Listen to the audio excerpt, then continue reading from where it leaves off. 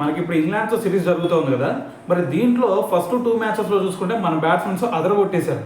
మరి ఎక్కడా కూడా ఇంగ్లాండ్ బౌలర్స్ని డామినేట్ చేయనీయకుండా మన వాళ్ళే సెంచరీ మీద సెంచరీలు కొట్టేశారు. అయితే మరి ఇది చూసిన తర్వాత చాలామందికి కూడా ఒక డౌట్ అరైజ్ అయి ఉంటుంది. ఆ డౌట్ ఏంది, అరే మన బ్యాట్స్మెన్స్ చూసుకుంటే ఎంత మంచిగా పర్ఫామ్ చేస్తున్నారు, అది కూడా ఇంగ్లాండ్ గడ్డ మీద. మరి ఇటువంటి సిచ్యువేషన్లో అంతకుముందు కూడా మన బ్యాట్స్మెన్స్ ఇదే విధంగా మరి రెచ్చిపోయేలా అనే డౌట్ కూడా మీకు రైజ్ అయి ఉండొచ్చు. అయితే మరి దీంట్లో కన్నా మనం ఒకసారి చూసుకుంటే ఆ టాప్ 5 లిస్ట్లో మరి ఒక సిరీస్లో అత్యధిక స్కోర్ చేసిన భారత ప్లేయర్లో కనుక మనం ఒకసారి చూసుకుంటే టాప్ 5 ప్లేస్లో ఫస్ట్ వచ్చేసరికి మనకి శుభ్మన్ గిల్ నిన్న సిరీస్లో మరి ఏకంగా 607 రన్స్ అయితే చేయడం జరిగింది, అది కూడా 2025లో. సో దాని తర్వాత సెకండ్ ప్లేస్లో కనుక మనం చూసుకుంటే రాహుల్ ద్రావిడ్ 602 రన్స్ చేశాడు, అది వచ్చేసరికి 2002లో అనమాట. సో దాని తర్వాత థర్డ్ ప్లేస్లో వచ్చేసరికి మనకి విరాట్ కోహ్లీ 593 రన్స్ చేశాడు, అది వచ్చేసరికి 2018లో, మరి దాంతో థర్డ్ ప్లేస్లో ఉన్నాడు.